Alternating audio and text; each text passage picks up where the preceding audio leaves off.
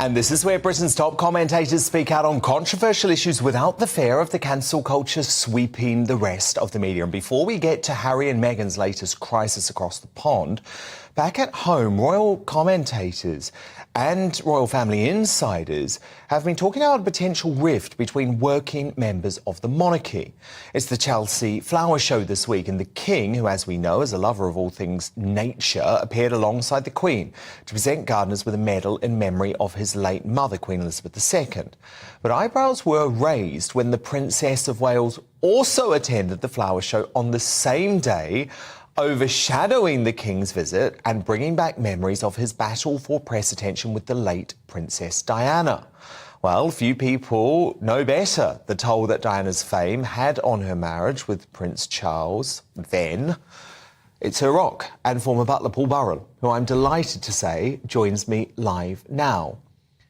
So, Paul, what do you make of this? Because at the end of the day, Kate did overshadow the King in terms of media coverage, but I don't feel that would have been a deliberate move on Kate's part. It's not like the battles that were going on when Harry and Meghan were here in the royal family and they were purposefully attending events just to steal attention away from the Cambridges.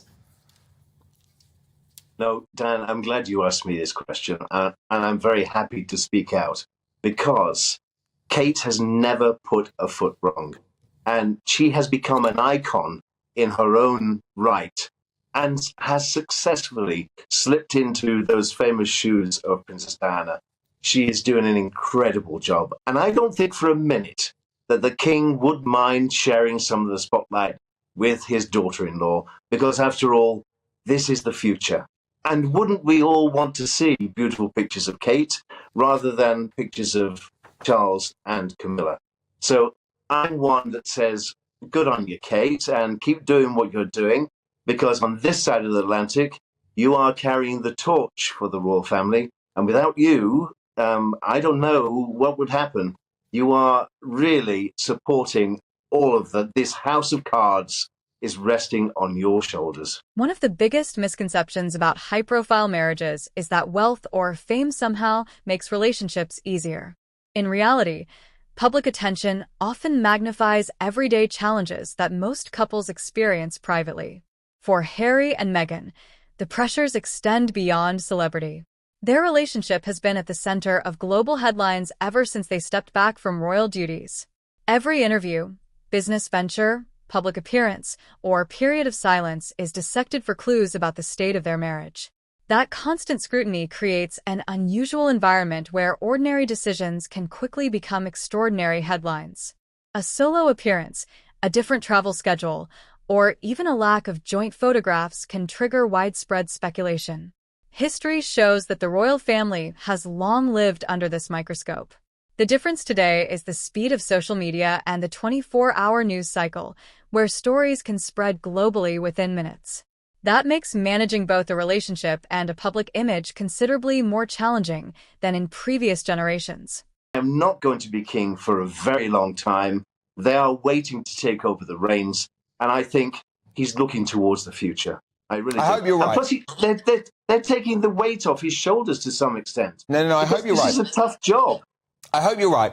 All I would say is that the man who broke the story was Richard Eden, who is the diary editor of the Daily Mail, very credible journalist. He seemed to be speaking to sources within the royal households. But look, let's hope that Charles has moved on, because I think he does have to realise that that William and Kate are going to become the stars, and that's a good thing for the monarchy.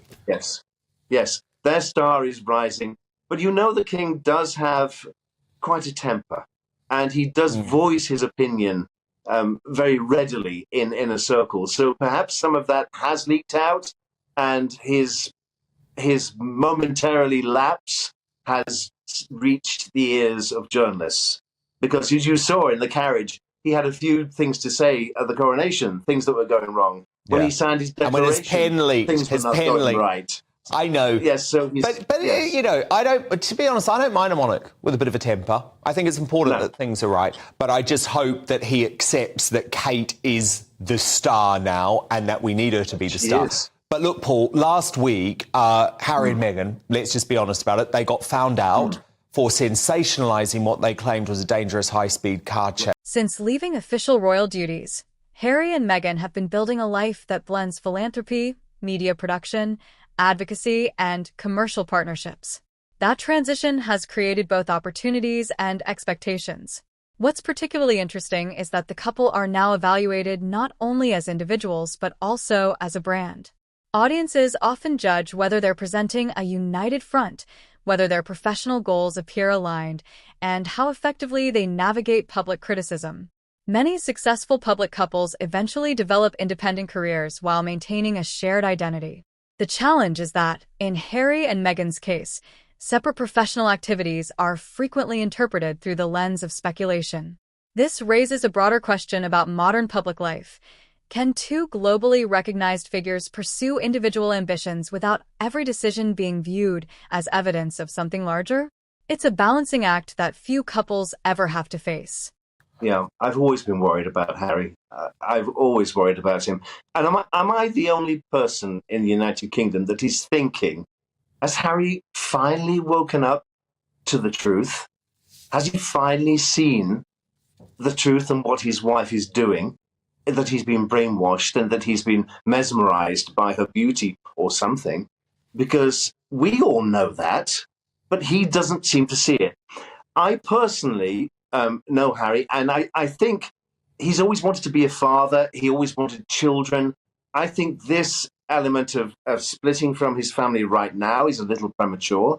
I think he would want to stay in that driving seat to watch his children grow, because if he left this relationship now, he'd lose his children because she'd keep them in America and he wouldn't see them. But I have no doubt that when this happens, because we all know that it will happen, when it does happen, he will return to the United Kingdom.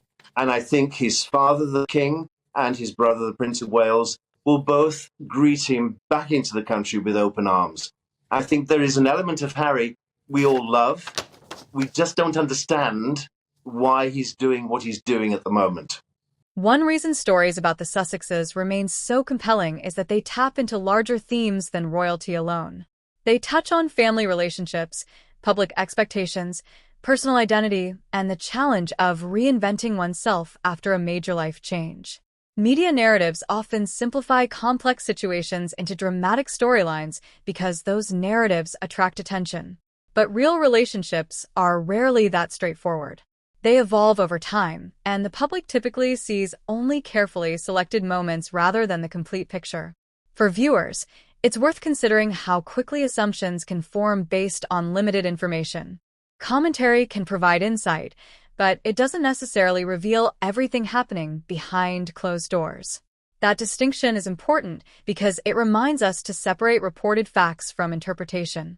Doing so leads to a more balanced understanding of stories that often generate strong emotions and divided opinions. I arrived on the scene. Of course it wasn't. It was nothing to do with the child. It was everything to do with the parent. So I think Harry, because of all of that and because of the history, I think he will try and stick with the program for as long as he can. And you will inevitably see cracks in this marriage, because we know with great press and great criticism and world fame comes great pressure. And this couple will have great pressure on their shoulders. Indeed. I personally do not want to see Harry unhappy again. I've seen too many tears. I want to see him very happy. I want to see him and his family grow. But, you know, there's a niggling doubt in the back of my head, Dan, and I can't be alone in thinking that, surely. Ultimately, the future of Harry and Meghan's relationship will be shaped far more by their private decisions than by public speculation. History is full of examples where headlines predicted one outcome while reality unfolded very differently. Whether the couple continue to focus on joint initiatives, expand their individual careers, or adopt a mix of both, the real measure of success will likely be their ability to navigate immense public attention while staying true to their long-term goals. Perhaps that's why stories like this continue to resonate. They aren't just about one couple, they reflect broader questions about fame, resilience, and the cost of living life under constant observation. As new reports continue to emerge, one question remains: will future headlines confirm today's speculation, Or will they once again remind us that the biggest stories often unfold in ways no one predicts? Share your thoughts in the comments below. And if you enjoy thoughtful royal analysis, don't forget to like, subscribe, and turn on notifications so you never miss the next chapter in this ongoing royal story.